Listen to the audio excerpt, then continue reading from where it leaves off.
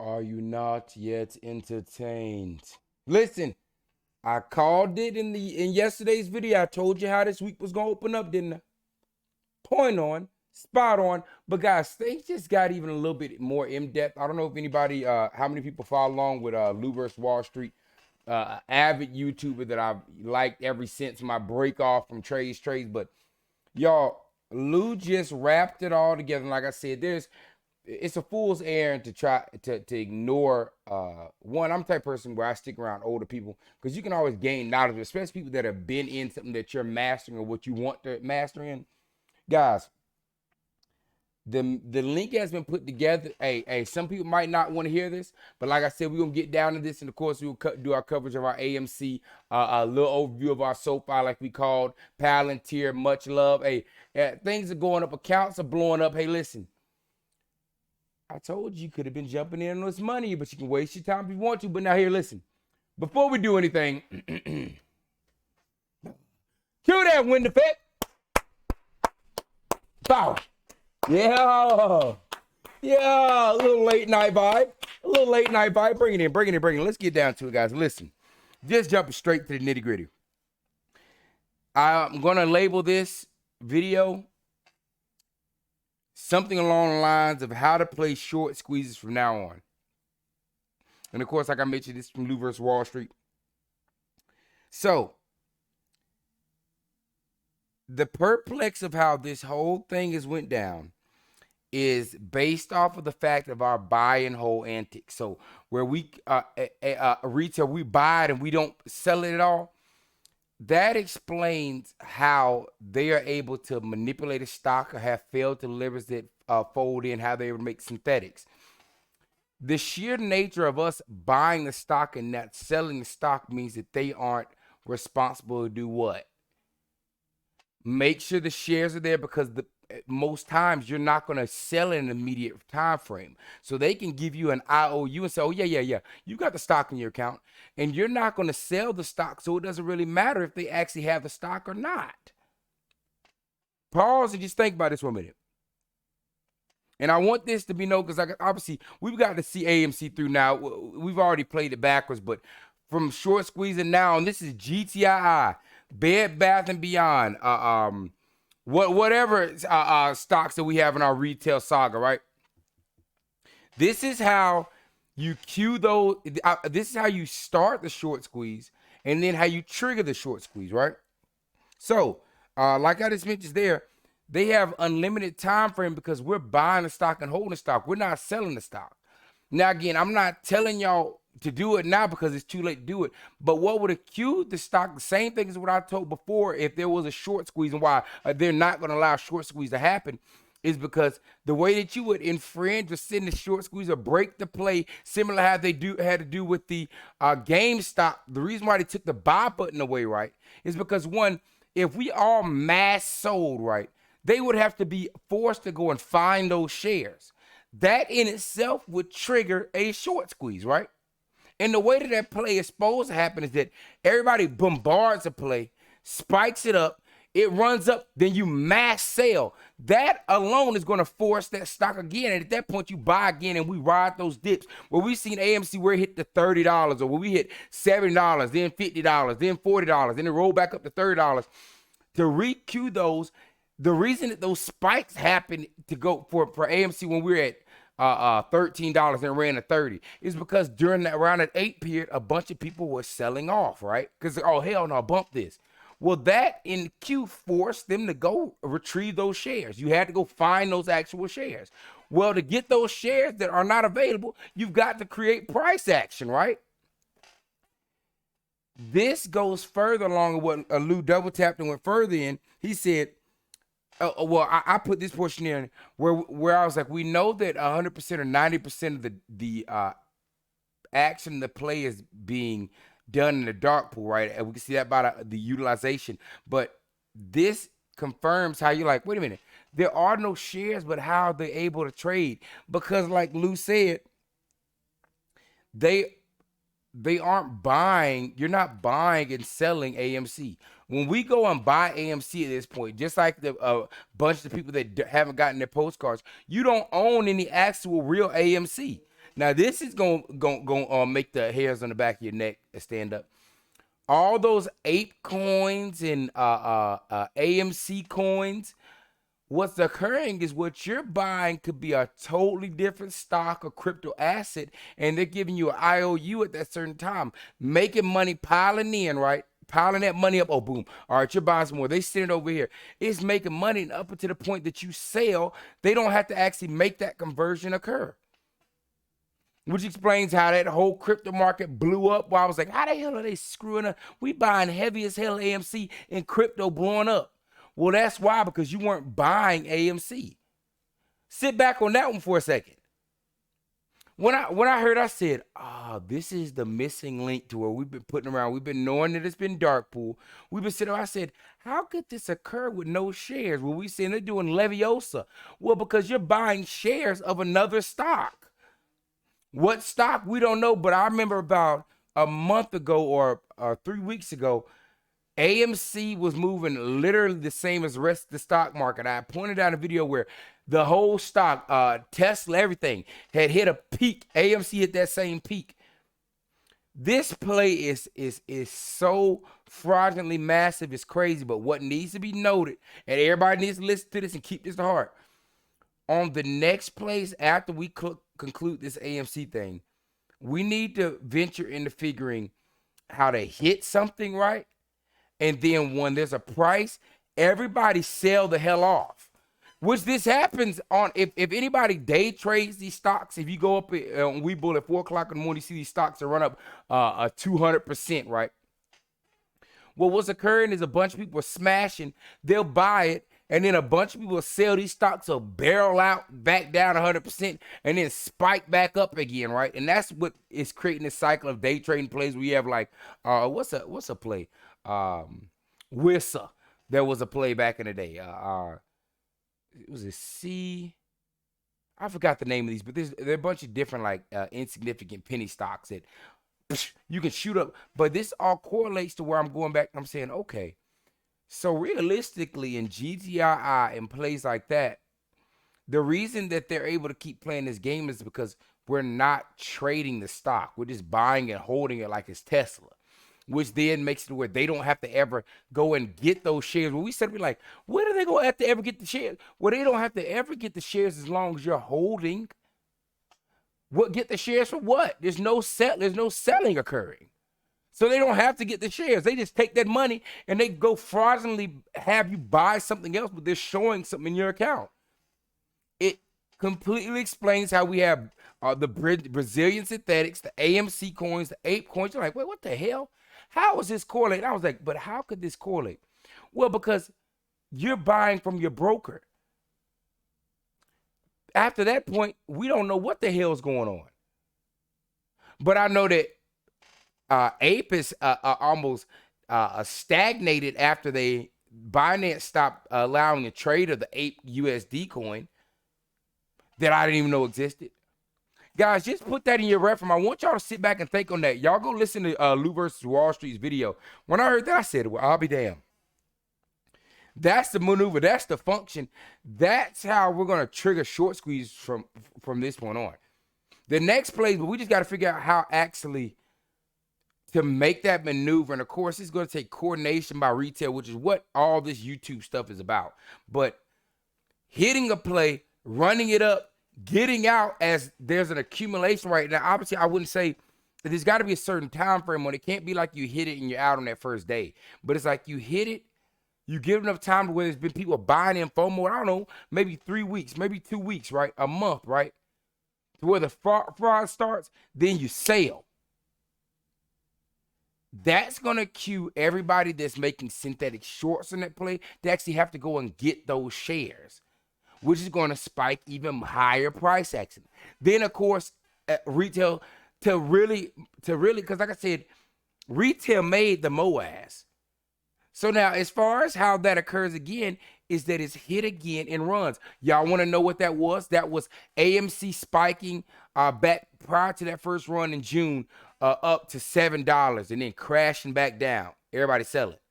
Then it was crashing back down. They were scrounging shares. FOMO came in, hit that hole, boom. And that's what sent it off again, right? That's going back and look at it on every single play. You could probably line that up with GME as well. You could probably look at the time frame of GME to see that there was a movement, a sale. Then even more FOMO came in after that original batch sold off. Could have been institutions at first. A massive sale. Retail FOMO's in, smashes it back up, right? And then there's another peak. Sale.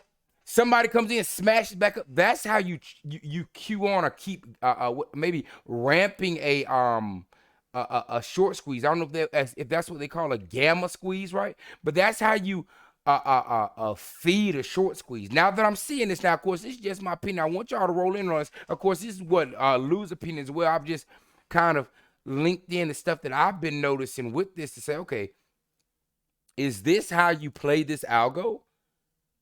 Is that the key to the streets, people? Hey, listen, y'all tap in. Tell me what y'all think about that in the comments. Tell me if you think I'm far off. Tell me if, obviously, like I said, you got people, oh, no, don't say, guys. Nobody's telling you about selling AMC. That's irrelevant. We're talking about bigger picture. I'm talking about down the line. I'm talking about plays. It's too late to even try to do that function now anyways. But I'm saying, had we sold off at 70 heavy, right? It comes barreling down to 20. We come back in now from the positive gains. You go back in with the same, not obviously with all the money that you gain, but the original amount that you had in, and we all hit it again, right? What do you expect to happen again? That's going to send it back up to that arcing point again, if not past. And they're going to have to be scrounging and get those shares from the last sell-off and buy-in. That combined together is how you, poof, GameStop 400. Take the buy button away. It was never about the sale. Well, why you take the buy button away? Because that hitting them while they're trying to figure out, while they're having, oh, hold on, where do we get the shares? Well, now if you're coming in to buy more shares that now they're scrounging to even get, right there is that key. That's that point. But now, guys, y'all tell me what y'all think about that in the comments. Y'all tell me if y'all think that I'm on point with that. And like I said, if it is, that's something that we need to pass around and start to incorporate on other short squeeze plays. We need to test it on short squeeze plays. We need to see, hey, now, I don't know if there's a way for you to be like, hey, everybody buy on this day, but we figure a play. If you know the dynamics, now, of course, there's going to be other triggers and things like this. This is where we got to go more in depth with it, but just keep that on top of your noggin. All right, guys, let's double tap in this video right quick. Like I said, we're going to double look at our charts, and I'll review some of my money running plays. Congressman and member of the House. That was some heat right there. I'm telling you, y'all think about that right there. Kelly Armstrong. Representative Armstrong, great to see you again. Charles Pizzle. Want to follow up to our discussion that we began last week about U.S. energy independence. We were right there as a nation, and I feel like we're just giving it away. What are your thoughts? Well, I think we absolutely are. And I think, we talked a lot about this, but when the regulatory regime of this administration comes down on top of the small producers like you saw in Western North Dakota, we just put ourselves at a strategic disadvantage. And at the same time, we're begging our adversaries to give us more oil while they can just look and know that we're not going to produce our own. It just doesn't project strength at home, and it sure as heck doesn't produce. And I pulled this up here, guys. I want everybody to know how much talk there is about the energy sector. And, of course, like I said, Tesla, why I have it ST, you better believe it, that's tapped down in there. We're going to look at some info on Tesla. Project any strength abroad. Yeah, and then, of course, we're going headlong into this green agenda that just doesn't make any sense either. The reckless way and the large amounts of money and the punishment of fellow Americans, it just doesn't make sense when we can power our way through it in a reasonable way. Well, absolutely. And until you figure out a way to connect all of this stuff, Charles, you talked about being in Minot. This isn't an intellectual exercise in Western North Dakota. It's 20 degrees below zero in January. And if we can't keep the heat on, people are going to suffer and potentially die.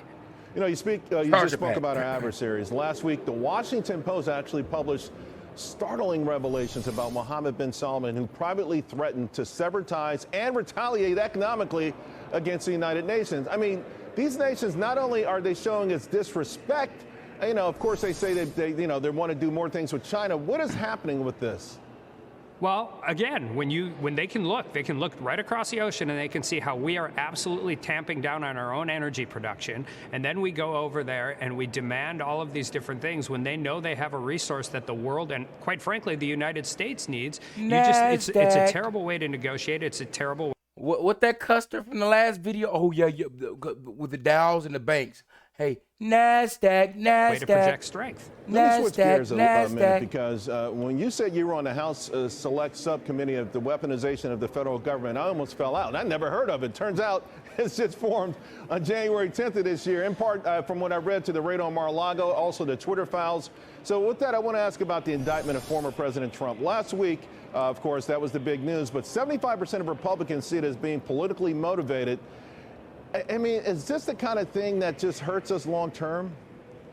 Well, I think so. And when you have that many people across the country that think there's a two-tiered justice system, and by the way, rightfully so. You just talked about classified documents being leaked into the Washington Post and our adversaries. I don't see a special counsel being put into place for those types of things. Or you see the fact that the president's son can't get indicted in over 5 years for lying on a gun form, which is a strict liability crime. And at the same time, they treat President Trump so differently than they treated Hillary Clinton or James Comey when they did very similar or substantially similar things.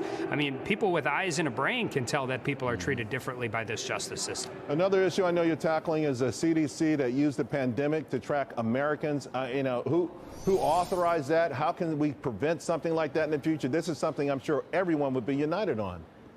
Well, this is one of the things that it's so great to have a guy like Jim Jordan leading the weaponization committee, but it allows me to focus on things that I think we absolutely have to talk about. And the amount of data that the government collects on normal U.S. citizens, whether it's FISA and warrantless searches on U.S. citizens, or it's the CDC trying to see if you were going to church during quarantine.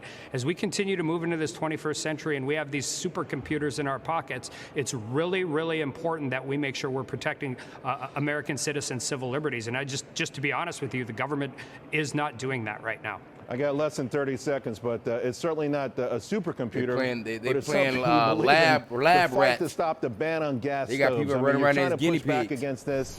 I just don't even understand why the White House is so wedded to this, but apparently it's going to happen if you're not successful. Well, I think this is a perfect example of the weaponization of government. They're using every single agency to push an agenda. The Consumer Products and Safety Division has nothing to do with the Green New Deal. It's about making sure the things in your house are safe, and instead they're using it to push forward their green agenda. But I think Americans all across the country, red districts, blue districts, purple districts, are going to push back because you know what? They like cooking with gas. They certainly do. We like when our country is cooking with gas for sure. Congressman, thank you so much. Really appreciate your time. And it was fantastic meeting you. That thing busting. Thanks for having me, and thanks for coming to North Dakota, Charles. Absolutely. That air fryer is off the chain. All right, guys, listen. The reason I brought that up there is, again, the queue of money. Hey, like I called it, hey, I've been on pizzle. I've been on number straight point with my call-outs. Hey, you can leave that money on your table if you want to. Tesla marks its 12th straight day of green days in the stock market. What have I been screaming? But what do I know?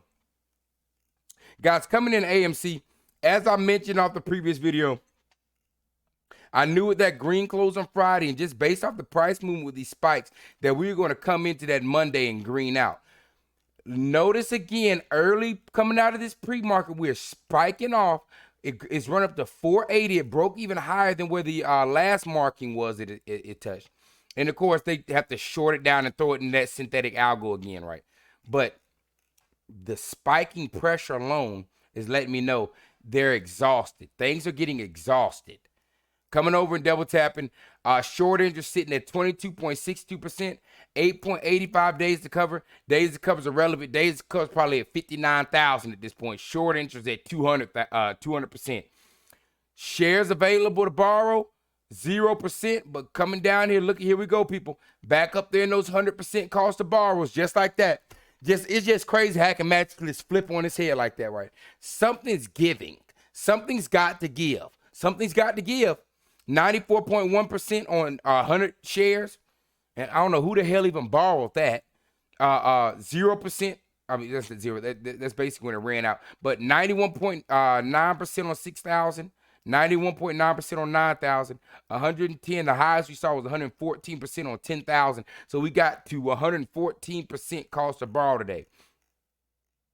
Come on down. I'm just going to double check here. No, they don't have the report up. Here we go.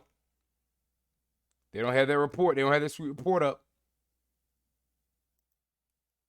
They don't have that sweet report up. We'll see if they got it up there tomorrow. Obviously, they're now being delayed. It's been like that since maybe like a week and a half, where they're basically reporting what's occurring on the dark pool short percentage at the end of a day or a day late now. So, guys, I'm dialing in to say, one, not only with the information we got as far as how I think that we need to play short squeezes from this point on, but as I mentioned, from looking at the charts, we can clearly tell that things are getting exhausted. We want to keep it on the don't get too excited. But we've been on a little bit of a movement, an uptrend now since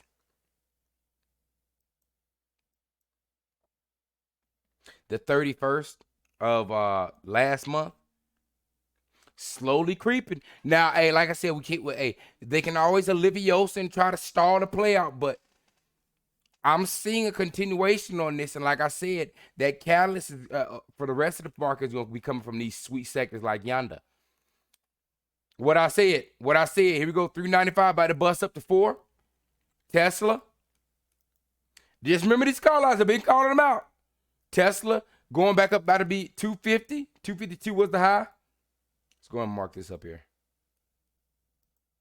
just so y'all can see. All that money y'all been leaving on the damn table. I'm just telling you, don't miss out on the greatest generational wealth transfer. What we got over here?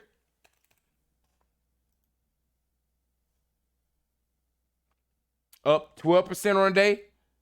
Hey, listen, I've been calling them.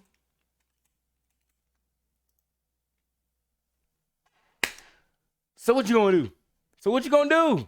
Guys, tech.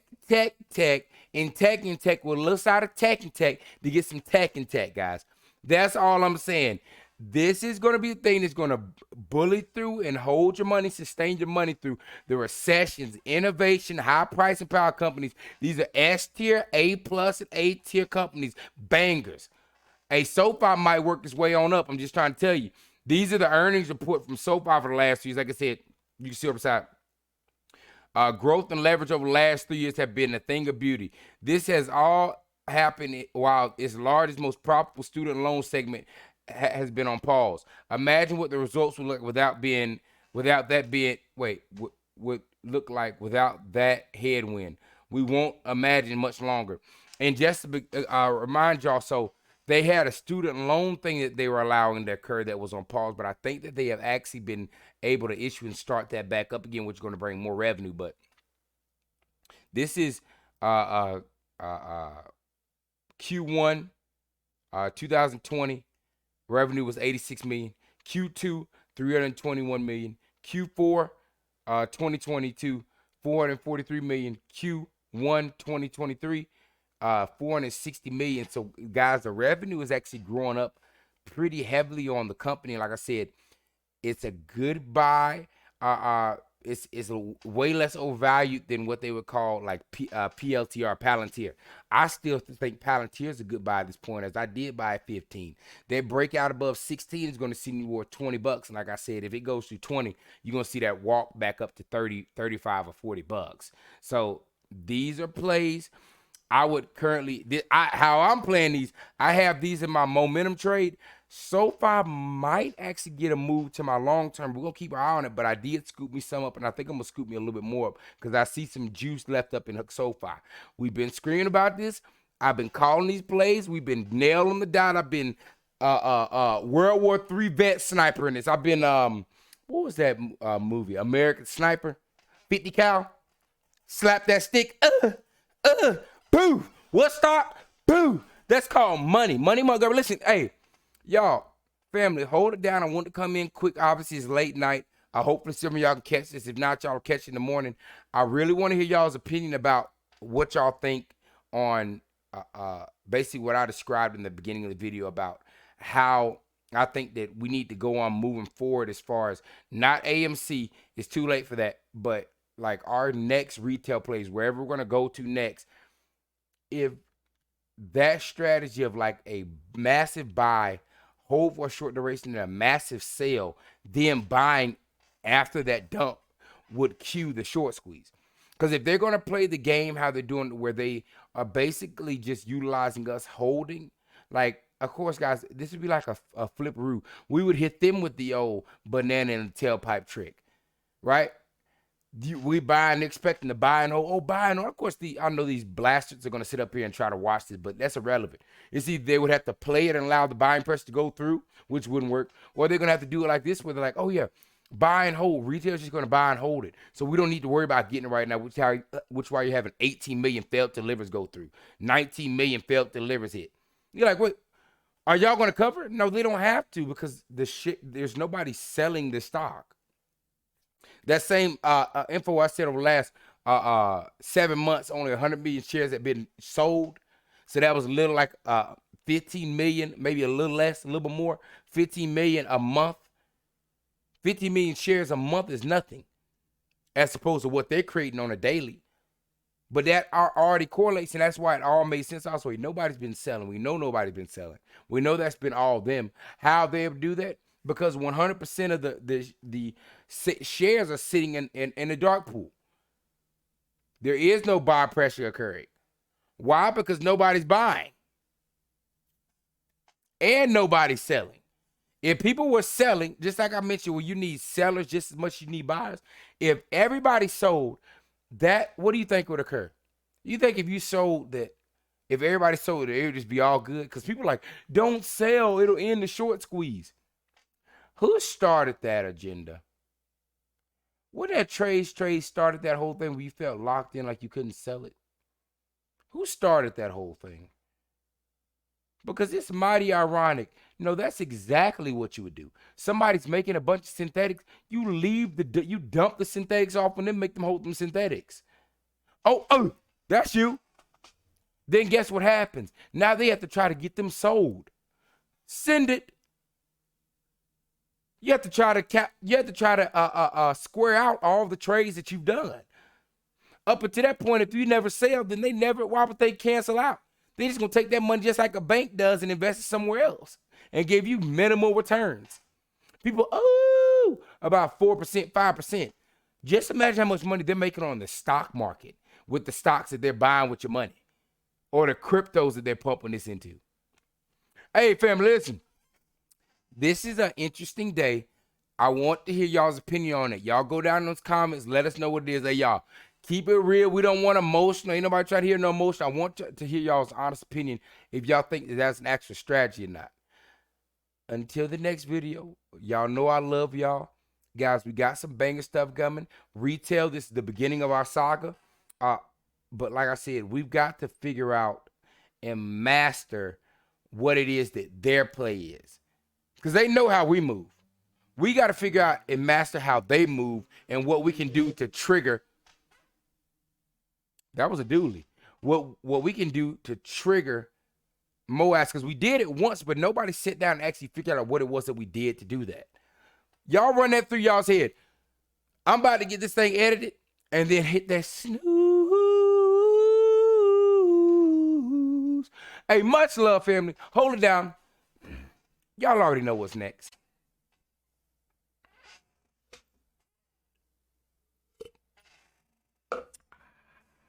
Yes, sir.